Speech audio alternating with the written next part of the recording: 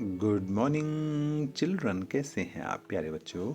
आज 7 फरवरी 2022 दिन सोमवार है। कक्षा 6 के हिंदी विषय में आज हम लेकर आए हैं पाठ 17 लोकगीत। आइए चलते हैं पाठ के सारांश की ओर।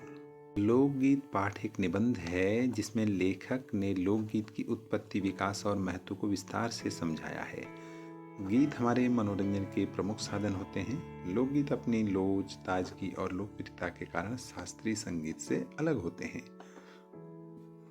क्योंकि यह सीधे जनता के गीत हैं। इनके लिए विशेष साधना की आवश्यकता नहीं होती। त्योहारों और अन्य अवसरों पर यह स्त्रियों और पुरुषों द्वारा साधारण ढोलक, झांझ, करताल, बांसुरी आदि वाद्य यंत्रों के साथ गाए जाते हैं।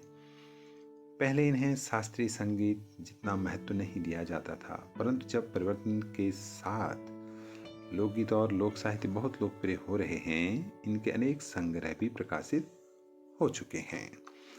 लोकगीत अनेक प्रकार के होते हैं। मध्य प्रदेश, दक्कन, छोटा नागपुर आदि क्षेत्रों में आदिवासी लोकगीत समूह में गाए जाते हैं और इनके संगीत बहुत ओजस्वी और सजीव होते हैं। पहाड़ियों के गीत विभिन्न रूपों में होते हैं। कुमाऊं, गढ़वाल, किन्नौर, कांगड़ा आदि के अपने अपने गीत हैं और उन्हें गाने की अपनी अपनी विधियां हैं। इन लोकगीतों की पहचान पहाड़ी नाम से है। चैता, कजरी, बारहमासा, सावन आदि के लोकप्रिय लोकगीत मिर्जापुर, बनारस, उत्तर प्रदेश के पूर्वी और बिहार के पश्चिमी जिलों में गाए जाते हैं। बंगाल में गाउल, भतियाली, पंजाब में माहिया, हीर रांझा, सोनी माहिवाल संबंधी गीत तथा राजस्थान में ढोला, मारू लोकगीत बड़े चाव से गाए जाते हैं। इनके गीतों में सिर्फ कल्पना नहीं, रोजमर्रा के जीवन के विषय होते हैं जो सीधे हृदय को छू जाते हैं। बिहार का विदेशिया लोकगीत अपनी करुणा और विरह के रस में सराबोर करने वाला है। जंगल की जातियां भी दल गीत गाते हैं जो विरहा आदि पर गाए जाते हैं। दूसरे प्रकार के लोकगीतों में कवि जगनिक का आल्हा अपनी अलग पहचान बना रहे हैं।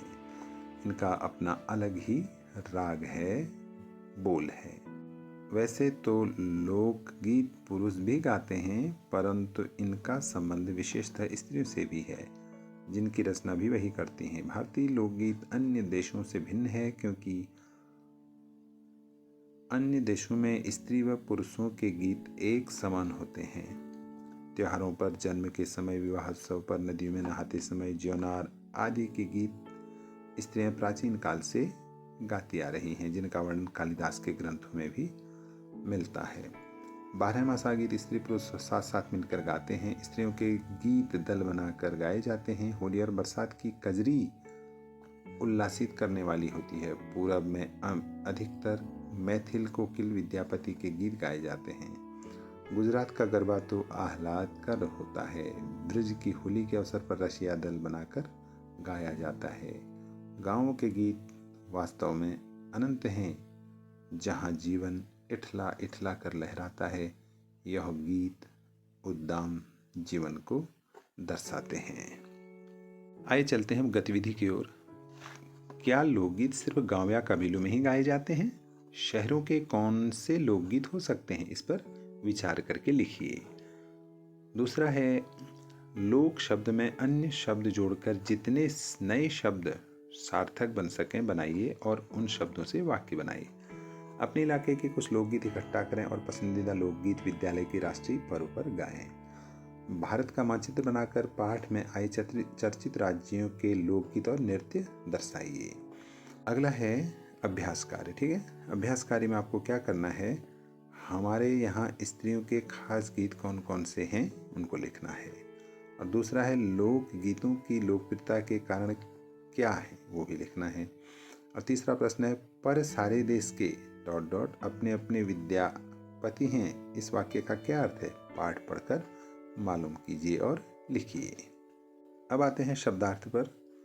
लोच, लचीलापन। लोकगीत, गांव के लोगों द्वारा गाए जाने वाला गीत। परिवर्तन, बदलाव। संग्रह, इकट्ठा करके। करताल, ताली। ओजस्वी, ओज भरा। आह्लाद कर, प्रसन्न करने वाला। करुणा, दया।